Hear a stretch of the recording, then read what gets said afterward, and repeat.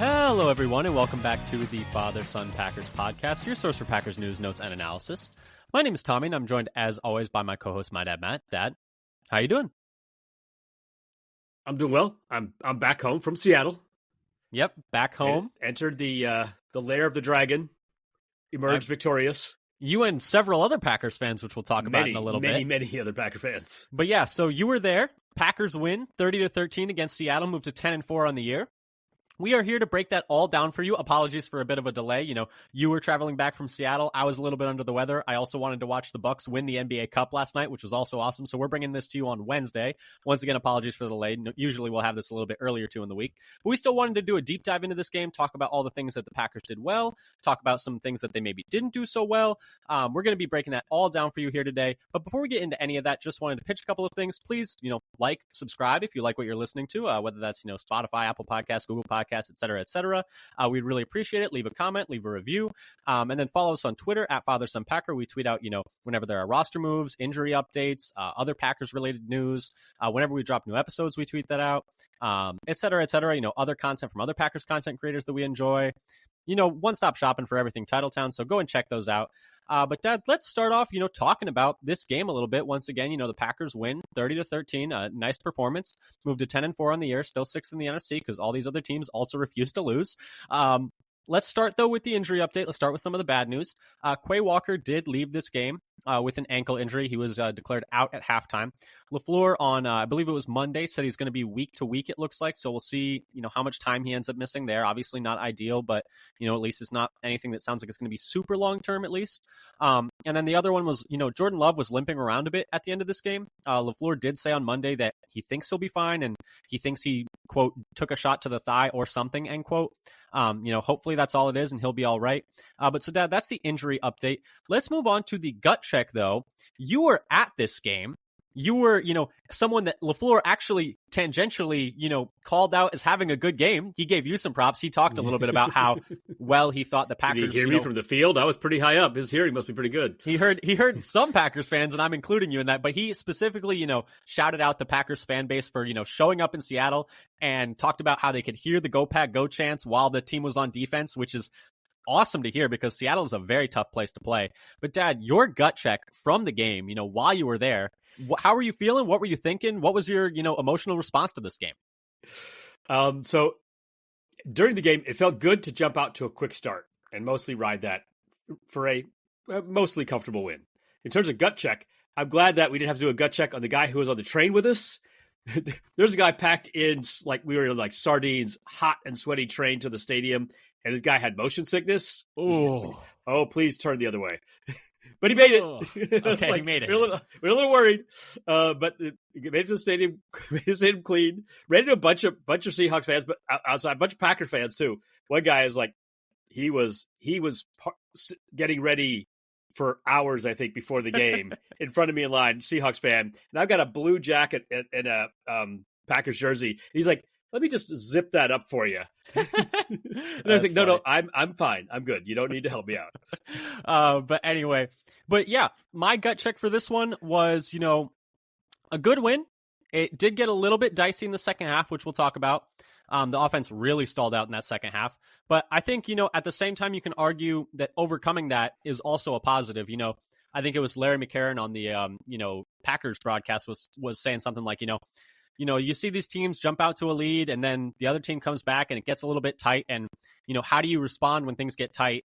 And, he was talking about like the Cooper interception and the Dobbs touchdown. Like that's what winning teams do.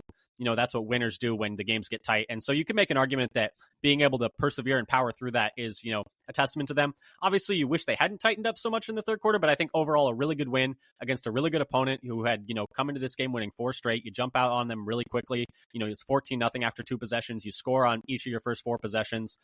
I thought a really good performance from Green Bay in this one.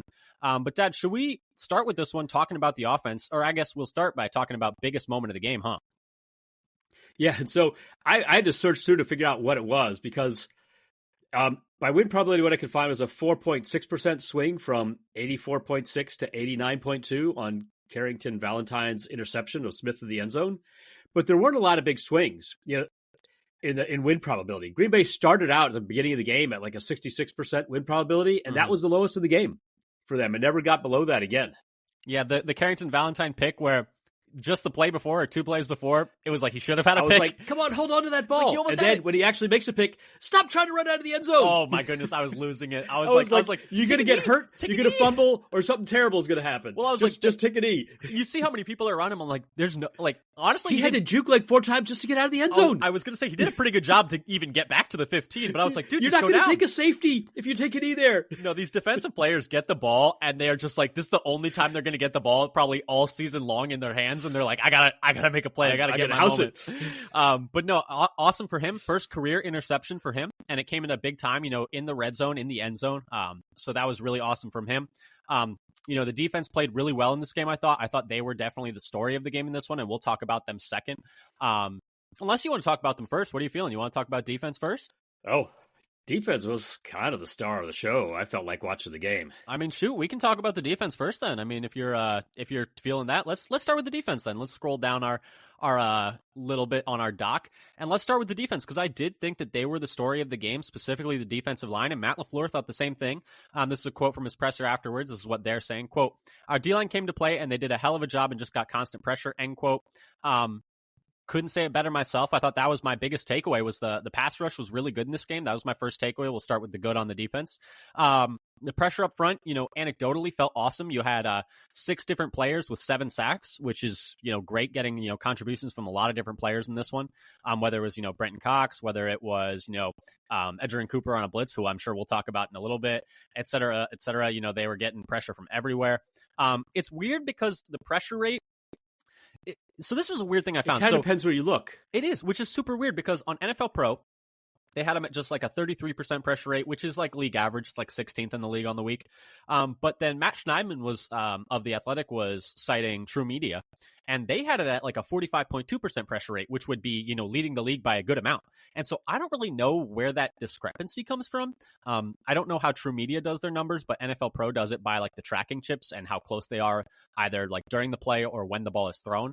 So I'm not really sure about that, but they were second in the league on the week in sack rate. They had 7 different sacks from 6 different players.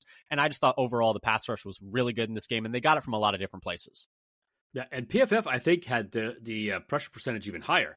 If you just go by the pressures, dropbacks with pressure versus dropbacks that were not pressured for Howell and Smith together, it was like 52%. Yeah. And so it felt like it throughout the game too. And I was like, because I was writing something up for another thing that I was doing, and I was like, oh, let me go look at the pressure rate. It must have been insane in this game. And then I look, because I usually cite NFL Pro because I think they're pretty consistent, and I think their methodology makes sense in terms of it being pretty objective in terms of just using tracking data. And I was like, oh, like that's kind of lower than I would have thought, because it felt like every single time they were dropping back to pass, they just didn't really have any time. And I was like, okay, maybe the pressure rate was like just average, but they were getting there really fast. And I was like, no, the time to pressure for them was also, not crazy fast or anything. But it did feel like, the O-line just had no answers for them, whether it was, Rashawn Gary throwing Abe Lucas around, whether it was Wyatt spinning around their right guard. That spin move was sick by Wyatt. That was an awesome play. Brenton Cox bullying their left tackle, which was great to see, because I think Charles Cross is probably their best offensive lineman, and Brenton Cox just went right through him at one point, which was great. Obviously the caveat being that the Seahawks offensive line is not very good, but at the same time you do need to do well against bad offensive lines. This did have a bit of shades of the Tennessee Titans game earlier in the year, and also that was the only one with more sacks than this. I think it was 8. Yeah, they had 8 in that game, which is also crazy to think about. And also wanted to point out that the Seahawks did lose their starting center at some point during this game. I forget how. It was pretty early on. They went. Yeah, I thought I noticed. I missed that when he left the game. Yeah. Because I did see somebody was down, and then I noticed later that I think it was Nate Sundell. Yeah, rookie from. I thought he played okay. Is he the one who subbed in? Yeah, he had a couple like miscues where it was like he was just blocking, like didn't block the right guy at one point, and so that probably kind of messed with some of their protection stuff. So just wanted to point that out as some context. But I thought overall he actually looked pretty good. But he's actually a guy I was interested in the draft process. Nice. Yeah, no, I thought he played fine, but obviously that probably messed up some of their protection calls. I thought his snaps were they were talking about it on the broadcast, like his snaps were a little all over the place too. Yeah, well, he played both tackle and center in college. Yeah, but no, so I think with those caveats aside and that context included, I still think the Packers pass rush was really good in this game. I thought Kenny got some good push. Wyatt played well. I feel like Slayton has quietly been having a very good year as well, and we haven't really been talking about him very much, but he's been having a really good year. Mosby and Cox are playing very well ever since Preston Smith was traded. So it's great to see them getting some contributions. Pretty much the only guy who had a quiet day was LVN, which, he'd been having good games up until then. So, one quiet game's it's not ideal, but it's not like the end of the world. But all the other edges, all the other D linemen, I thought played really well. Carl Brooks had a fantastic game. I think PFF had him with like 6 or 7 pressures in this game, and a sack as well. So I thought the D line was fantastic in this one. Yeah, the thing I had about sacks is they're very timely. So 4 of their 7 sacks were on third down. Yeah. So they really made a big difference, or pushed them, and another one pushed them back enough to end up having to punt instead of being already in field goal range. So they really were impactful, and that's what I felt watching the games. Like, okay, we had a few plays where he's sitting back, has some time to throw, but it's like they got an impactful sack on like almost every drive for a while that then killed the drive. Yeah. So they were doing them, well timed. Even they had a decent number with 7 of them. The conversion rate was pretty good. Yeah, and actually, I would be loath to not mention, Enagbare as well, which I'm trying to do a better job of pronouncing his name how he pronounces it. We've been saying it wrong for a long time, so we're trying to, correct that now. Enagbare is how he says it. But he single-handedly shut down one drive where it was like sack, tackle was like all him. Yeah. Or I guess one of them was another sack where he tackled. I think it was by 2 the sacks, sideline. sack on first down and third down. I think. Yeah, the third down sack was one of those like as he's trying to scramble out, and I don't know who Sam Howell thought he was on that play, that he was going to juke 2 defenders and then juke another 3 defenders and somehow but anyway, it was a rough day for Sam Howell back there. But yeah, you end up on the day, with overall, 1 sack for Cooper, 2 sacks for Enagbare, a sack for Gary, a sack for Cox, a sack for Wyatt, a sack for Brooks. And I mean, just a really good day from the D-line overall. But Dad, what did you have otherwise as a positive for the defense? Yeah, so I had a couple other things. I think they kind of took the run game away for a while by jumping out to the lead. Yeah. And they only had like 2 successful runs in the first half, 2 out of 7. Their time to pressure was, wasn't fantastic, but it was still 11th. Yeah, well, can we rewind to the run game really quick? Because I actually had that as a negative, so I was interested in you having it. It kind of depends on how you're looking at it. Like that big run they gave up they gave up a cut, like at least 2 big runs. There's a 16-yarder in the first half for Charbonnet, and then the touchdown run, which they just failed to seal the edge there and just caved in, and then nobody got in his way at that point. So that was a terrible, it's like untouched all the way to the end zone. That particular play, I'm watching it, is like, they just I think they got so excited about going for the sack that everybody just teed off inside and gave up the edge for the run, because they probably thought that the Seahawks would be forced to pass all the time and were no longer ready for the run. That's how I felt watching that play. Yeah, and one of the things, so I had it as a negative, mostly because it was hard to find negatives, and I was kind of nitpicking a little bit. I will say, though, I have a run defense related one in the negative as well. Yeah, so they allowed 5 yards a carry. They allowed 0.05 EPA per carry on the day. The EPA per carry would be 4th worst for a defense over the course of the season. But at the same time, they did allow just a 37.5% success rate. So down to down is pretty good. That would be like a bottom 6 mark for an offense on the season. Success rate wise was really good. Yeah, it was the success rate that I was looking at. In particular, with a 2 out of 7 in the first half, but they did give up a couple, maybe three, couple of big plays, touchdown run, and really on the day they were mostly taken out of the run game, I think, by the offense. That's what on the day they jumped out early and then they had to abandon it. They only had 14 designed runs on the day. Like it was 8 carries for Charbonnet. That's it. 3 carries for Holani, and then 3 carries for McIntosh, and then a couple. In some ways, I should have put that in the offensive side. That's true. Took him out of the run game early. Yeah, but there's more. Edgerrin Cooper led all linebackers in PFF defense grade on the week with an elite 93.8, and he also graded well. He graded well in both pass rush and coverage. Not quite so good in the run, but Yeah. I think you could argue he was the story of the game, and he actually also, I don't know if you saw it today, won NFC Defensive Player of the Week. I saw that this morning. It was after I'd finished taking not Rookie of the Week, Defensive Player of the Week for his second time this season. I think he also won it after the Jaguars game. And then I want to give it a little shot. So Stokes and Valentine both had good coverage grades on the week. Yeah. And they also only gave up 10 yards for Stokes and 32 yards for Valentine into their coverage. And for Stokes, it was only 3 yards after the catch on 2 catches. And Valentine was only 11 yards after the catch on 3 catches. So overall, they did a good job at tackling receivers with the 6th lowest yards after catch over expected given up, according to NFL Pro. Yeah. So they were doing a good job in that aspect of coverage, actually getting guys down to the ground quickly. Yeah, and I just want to circle back to Cooper because I do think he was the story of this game. You know, he only actually plays 57% of snaps, so just a little bit over half of the snaps. But in that time, seven tackles, a sack, 2 tackles for loss, 2 quarterback hits, 2 PBUs, and a pick. I mean, what a performance. I mean, he was fantastic this entire game, and honestly probably should have had 2 picks if we're being real. But he was the Packers so could have had good. like 4 or 5 picks in this game. There were like multiple, maybe not quite that many, but I felt like they were dropping picks in the game. He was so good in this game, though. I thought he was the story of the game. I feel like he is the linebacker of not even the linebacker of the future. He's the linebacker of the present. He is their best linebacker, which we were saying at the beginning of the year, and then he missed a few games here, and we kind of hadn't been talking about him in a while. And then he comes back after injury and is just immediately an impact player right away. I mean, he was so good. He's so good. Yeah, he makes, at the rate at which he's making impact plays. Yeah. He's one of the best linebackers in the league. He's so fast. The after the pick, when he had the ball in his hands and he's just weaving in and out of traffic, I was like, oh my God, this guy looks like a corner. Like with the ball in his hands, he looks like a punt returner.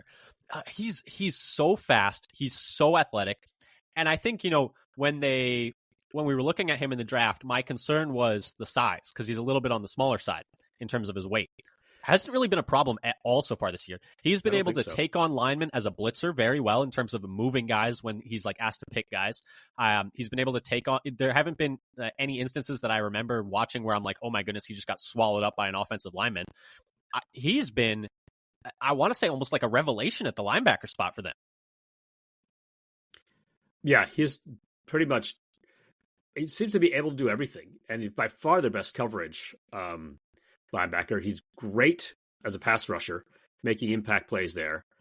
And maybe his run defense needs a little work overall, but his sideline to sideline speed is great. Yeah, and just getting more speed on defense is massive. And, I think, we talked about, as I led into this, that he only played 57% of snaps. Let's get those numbers up. Those are rookie numbers, as Matthew McConaughey would say. But yeah, they need to play him even more, I think. Yeah, and his reaction time looks great. In terms of how quickly he's and Matt LaFleur made a point of shouting out Campanile, the linebacker coach, who is new this year, for coaching him up and coaching all those linebackers up.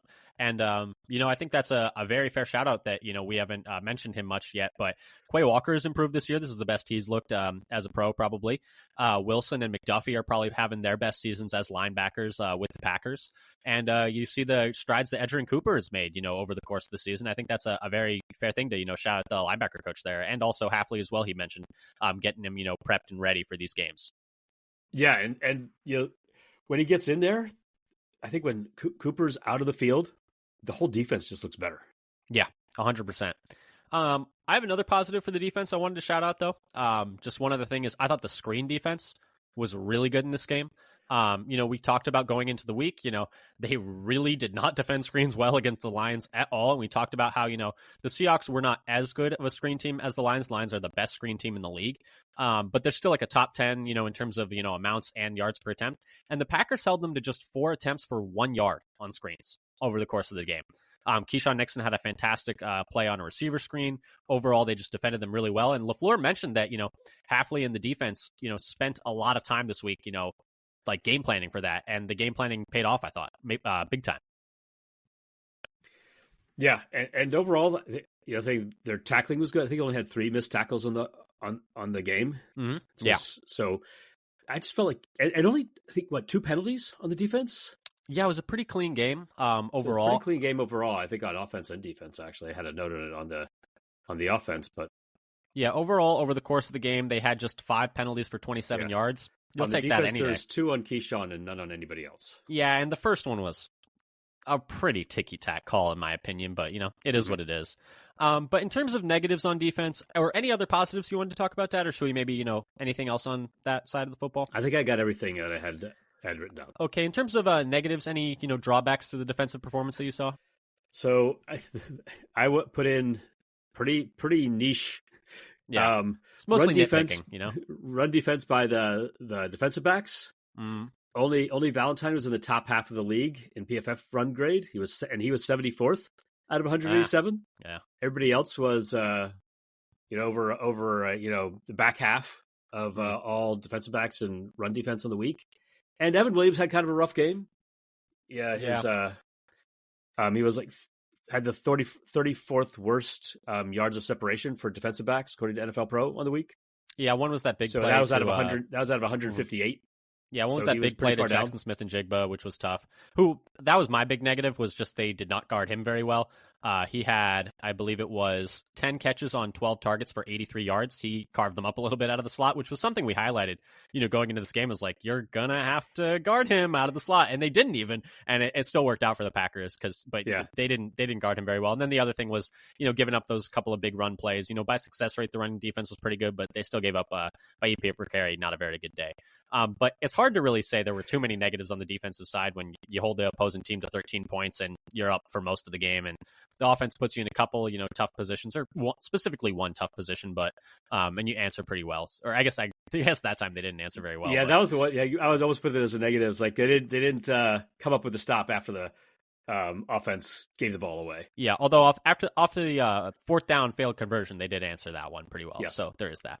All right, Dad. Anything else on the defense? Anything that made you think on the defense where you're like, interesting? I wonder what's going on here. Yeah, that was kind of interesting. Is Aaron Mosby looked really good in coverage. I'm like watching from the stands. I'm like, man, he's just all over that guy with the pass breakup. Who was that? And I had to double check the number. It's like, wait a minute. What position was that guy playing? That wasn't a linebacker? Yeah, on the tight end. But he really tight coverage on Noah Fant on that one. Yeah, I got the pass breakup there.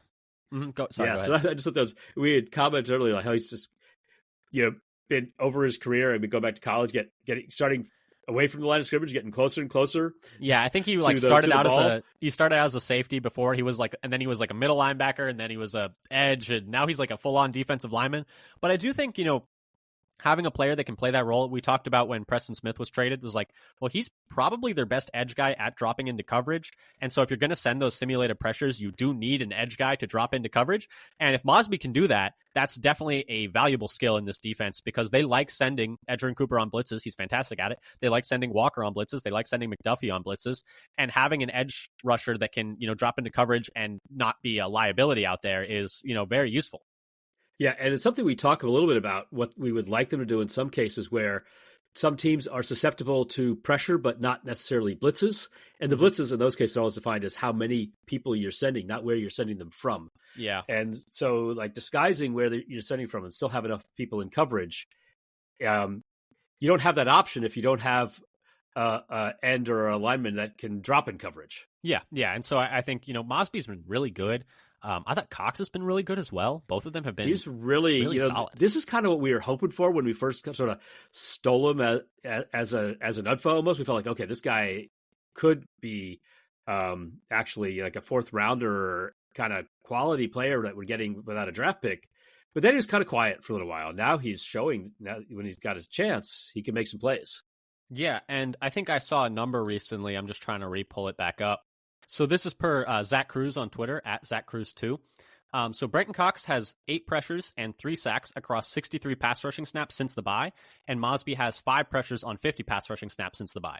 And so, them, getting more snaps since Preston Smith has been traded has been paying pretty good dividends for the Packers pass rush, and having a stable of, 5 different guys who are playing pretty well right now is pretty big for Green Bay in terms of, the biggest question on the defense, and probably the biggest question on the team, is like, what does the pass rush look like? And those guys have been playing pretty well. Yeah, the pass rush has looked much better since the bye.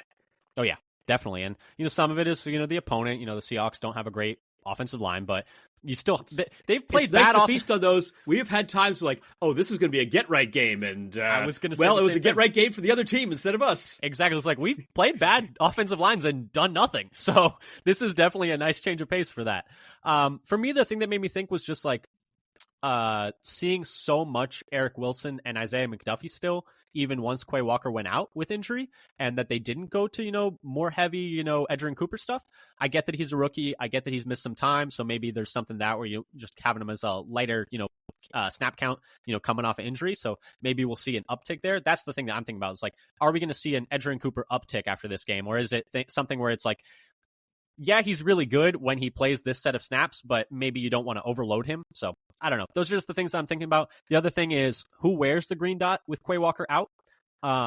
That's the guy that's going to be on the field every single snap as well. So if it is Eric Wilson, you do not want to give it to Edgerrin Cooper. I think we all agree that you don't want to put that much on his plate. That's too much.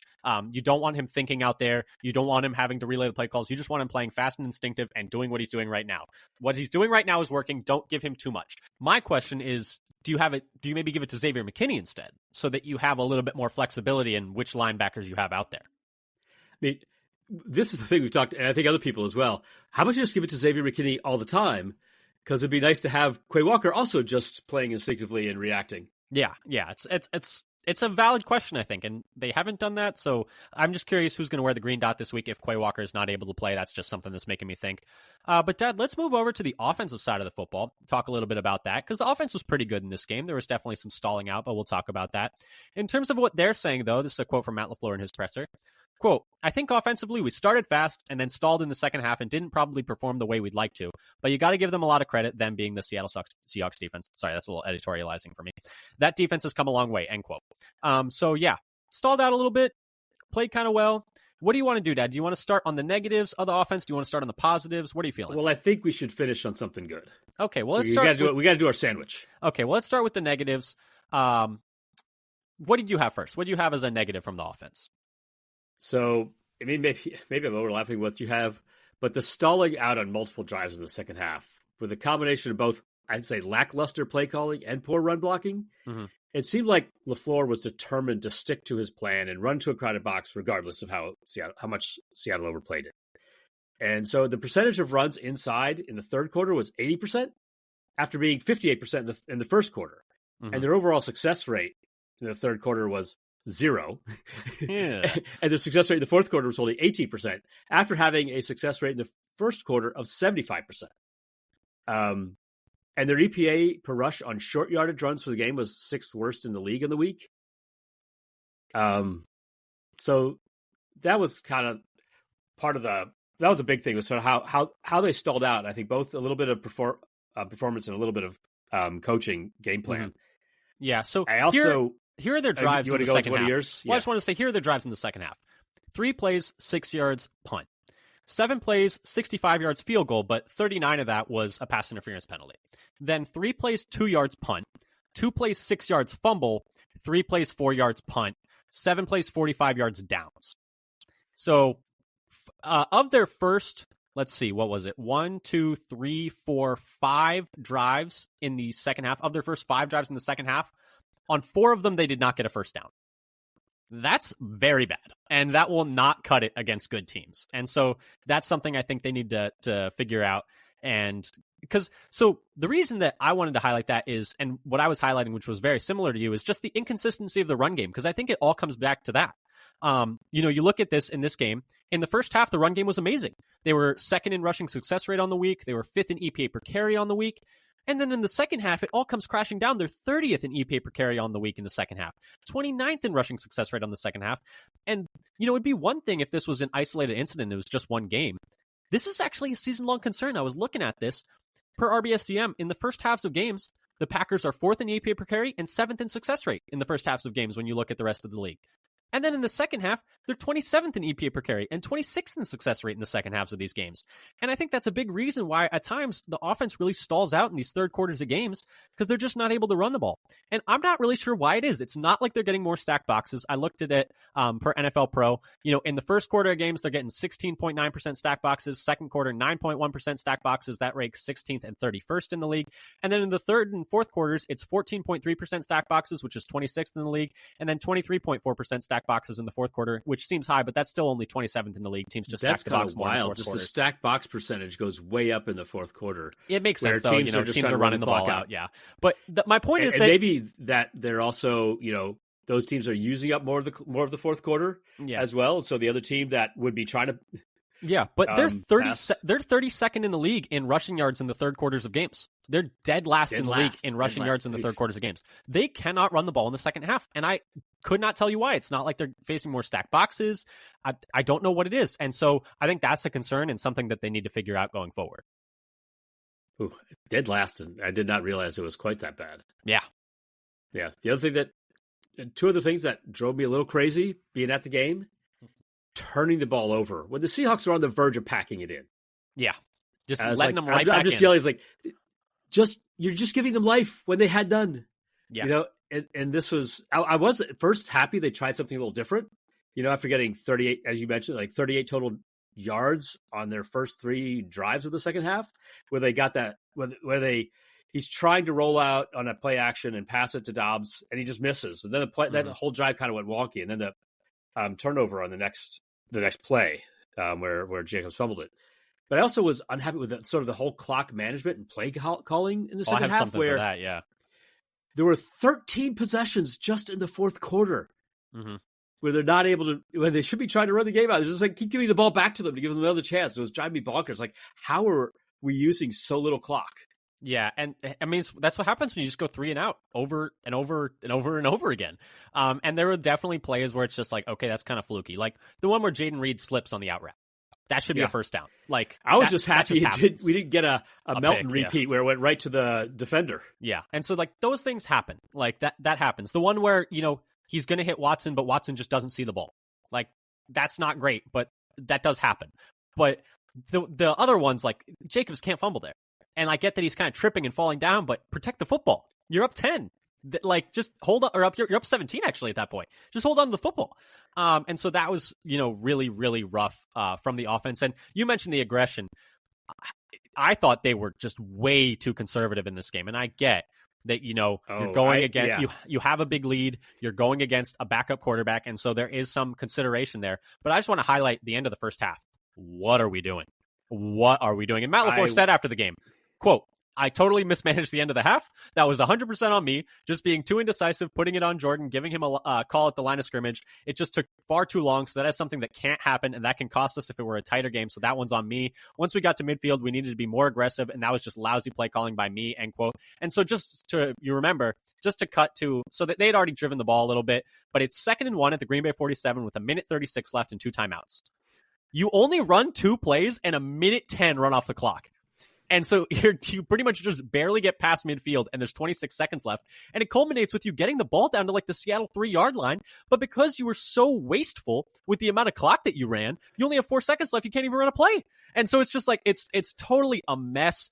And then I also thought there were several 4th down calls that were way too conservative, just like last week, honestly, where they were a little bit too conservative on 4th down, specifically the 4th and 1 at Seattle 5.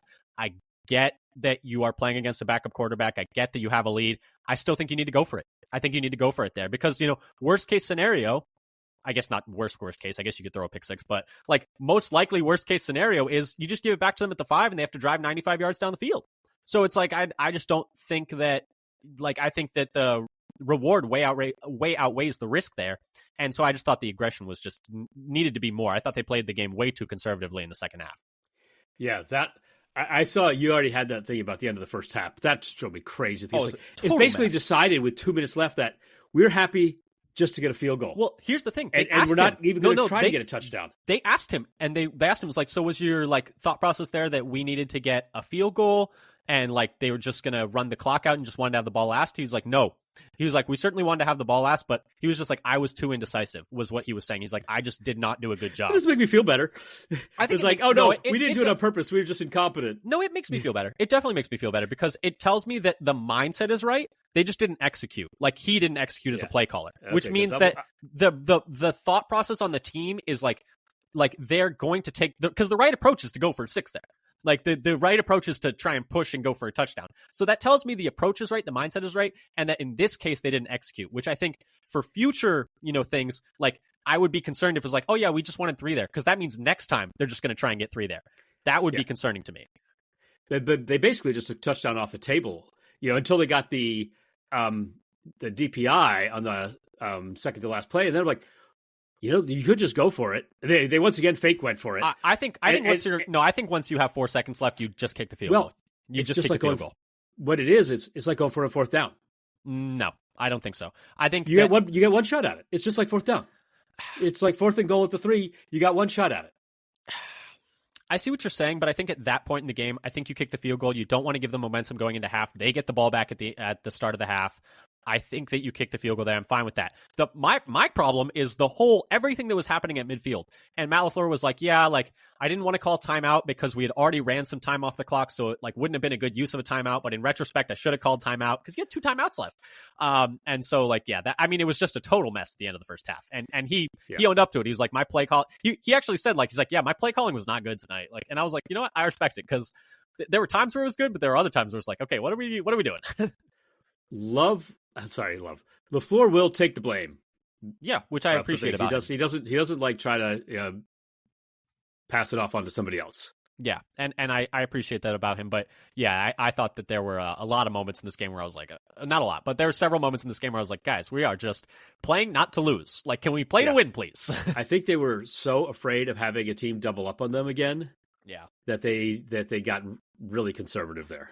Yeah, and hopefully they can be better next time and they learn from this. But yeah, it was a bad sequence there. Anything else though, Dag? Because there were still a lot of positives on offense. Yeah, I think that's all.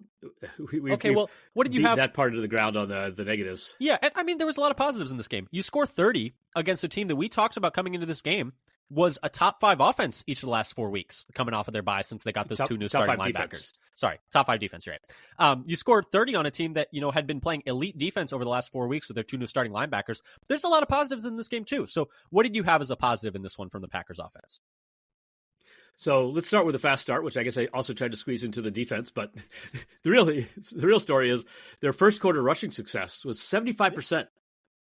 Third best in the league, and their EPA per rush was 5th best for the first quarter. Love led the league in adjusted EPA and also in EPA plus completion percentage over expected in the first half of Week 15. So his best of both of those. Their Love under pressure. He completed 9 of 13 passes for 1 touchdown and no interceptions for a passer rating of 115.9. So that was the 4th best passer rating on the week under pressure for quarterbacks with at least 5 dropbacks. And so this maybe goes into think about, but I'm going to put it here. Since the bye, Love has the best passer rating under pressure in the league and the 4th best adjusted completion percentage in the league. And his pressure to sack ratio is 3rd best in the league. Yeah, I mean, he was great in this game. I thought the passing game overall was really good in this game. Just to highlight some things, in terms of his numbers, he was 20 of 27 for 229 yards and 2 touchdowns, 0.36 EPA per dropback on the day, which was 8th on the week, 8.5 yards per attempt, which was 7th on the week. Romeo Doubs had a great game. He was 3 for 40 with 2 touchdowns, also drew a 34-yard pass interference penalty, so I'm going to add that onto his receiving totals, even though it doesn't really count. I wish it did that for fantasy. I know, right? Watson had 3 for 56, and also drew a 39-yard pass interference penalty, so he's been playing really well recently. And then Dontavian Wicks, only 2 for 14, but one of those was a massive catch for 12 yards. I know it doesn't sound like a massive catch, but that 12 yards, they hadn't had a first down in 3 straight drives at that point. And so they really, really needed that play. It felt like the offense just was so tight. And then they got that one play and then everything cleared up. He was also blocking his ass off the entire game, I thought. Kraft had a really good game. I just thought overall, the offense looked really good in the passing game in this one. I was so happy when they made that pass play to Wicks for the first down because they had done basically the same thing in several drives in a row where they were getting nothing running straight up the middle into a crowd. And then it's like, oh, thank you. You got a first down. We're going to get some momentum, get off of this, schneid that we were on. Yeah. Do you want to hear a fun Christian Watson stat? I have a few of these. Sure. All right. This is per Jacob Morley on Twitter, at Jacob Morley. Christian Watson is currently 6th in the NFL in yards per route run and 3rd in the NFL since the bye week. It's a pretty fun note. And then another little fun stat that I saw going out there was that this is per Robin Adams at the other Robin 19. Of all the wide receivers taken in the 2022 NFL draft, the top 2 in receiving touchdowns are Christian Watson, number 2 with 14, and Romeo Doubs, number 1 with 15. So a couple of nice little fun stats for the receivers. Yeah, Watson's been kind of a big play machine lately. That toe drag one was a great really catch. Nice. Fantastic catch. Really nice. I was looking, it was on the opposite side of the field from us, but I mean, opposite sideline, but our end of the field. So I could look, I was actually looking at his feet, even from the third deck. Is like, oh, he made that catch. It's a fantastic toe tap. Oh yeah, there wasn't a doubt in my mind that he caught that. And I was going to say the other positive I had for the offense was Jaden Reed in the running game. I thought the end arounds were really good in this one. He had 3 carries for 27 yards, and that was also something where it's like, okay, finally the offense is like opening up. It was on that same drive as the Wicks catch where they were able to string together that Wicks catch, a couple of end arounds to Reed, get the ball moving a little bit more. And so I thought the end arounds, have been a little hit or miss this year. Sometimes they're really working, sometimes they're not. But they did get that going in this game too. Yeah, we went through a stretch where they didn't work for like 4 or 5 weeks in a row, but they seem to be coming back a little bit now. Yeah, hopefully the ebb and flow does not continue. And do we want it to be all ebb or all flow? Which one's the good one? Flow. Okay, we want it all flow. Ebb is getting less. Okay. But any other positives on the offensive side of the football you wanted to touch on, Dad? I would say the pass protection was decent. They didn't give up any sacks, though Love helped them out in that regard. Yeah, they did give up nine pressures by NFL.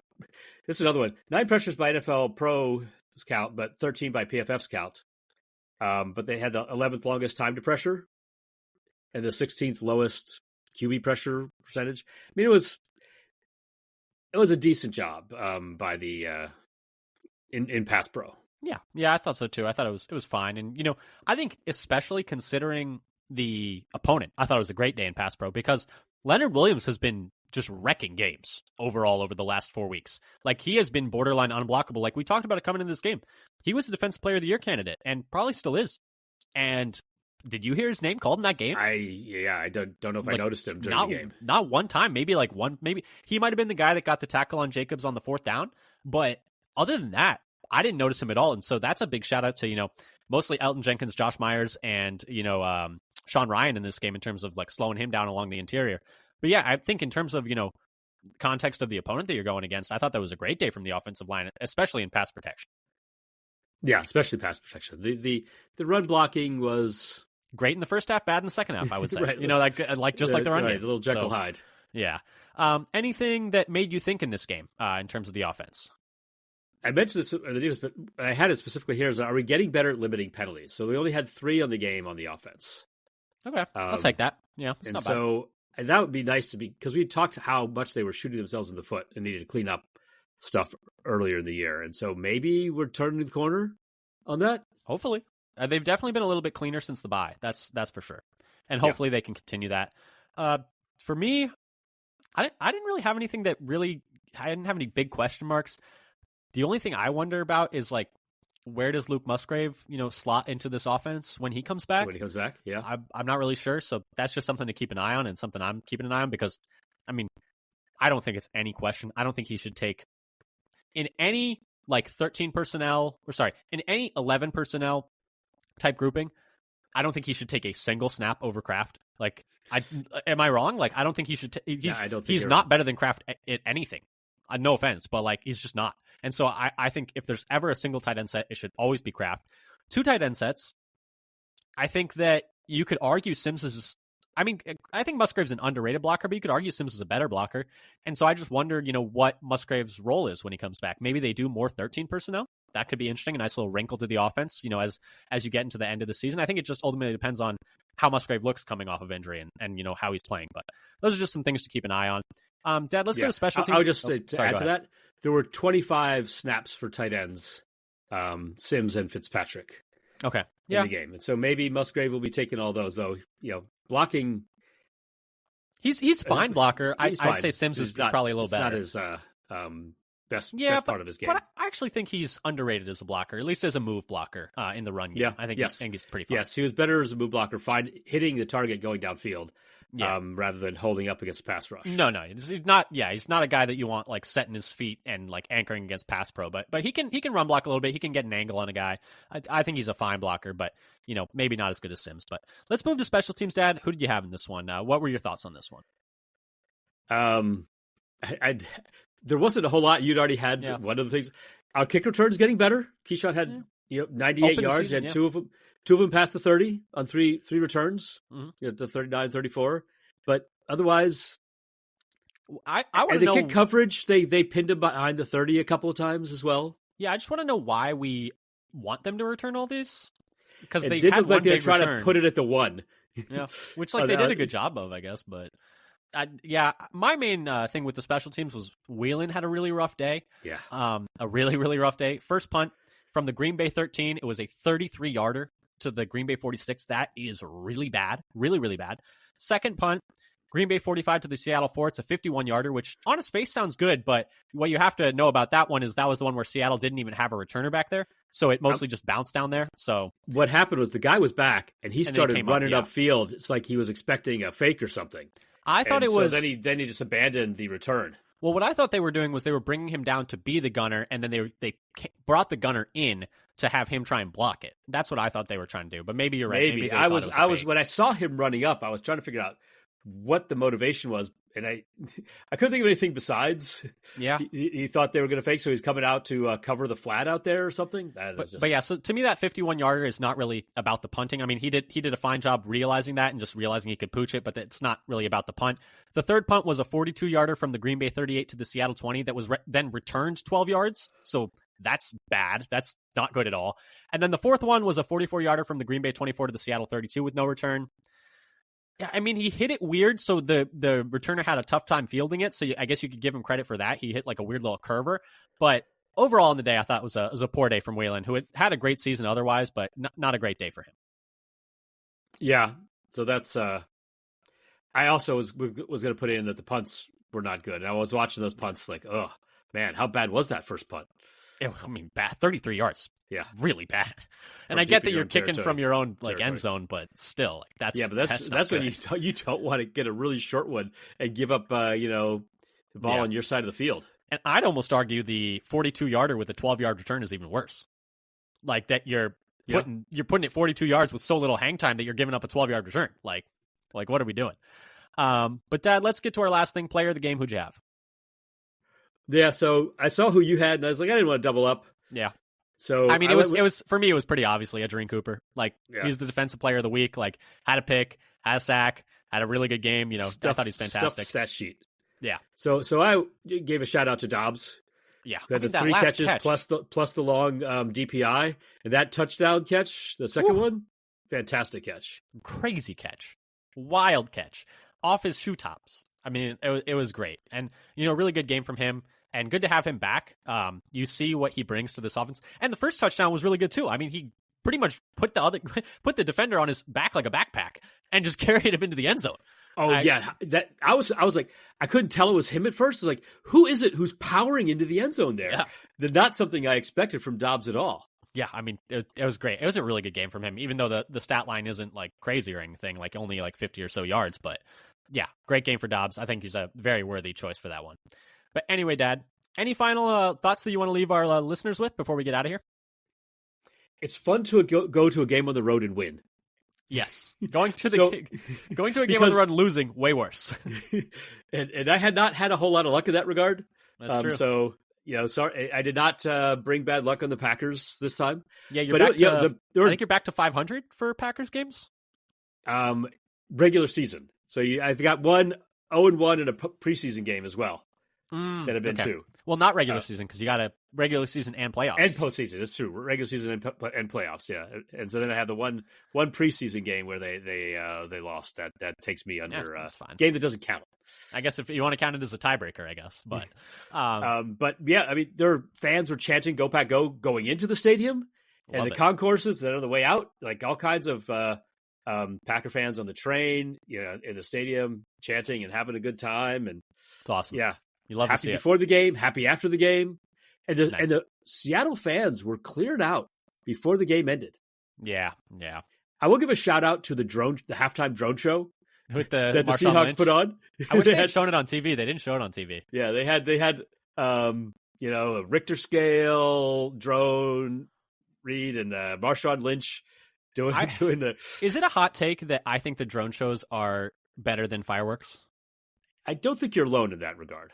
Okay, I think they're really cool, and I like them more than fireworks. You have more colors available. There are colors you can't get, I think, with fireworks. Yeah, I don't know if you mean, can get a purple. I like fireworks, but I just think there's more variety you get with drone shows. Like you can have different things. And it's like I feel like with fireworks, I love fireworks, but it's like all the shows are pretty similar to one another. Whereas with the drone shows, you can get a lot of different things going. But the one thing I'll say about the drone shows, I wish they'd have more of them here in our town because the fireworks scare the dog like it takes hours to settle back down. Yeah.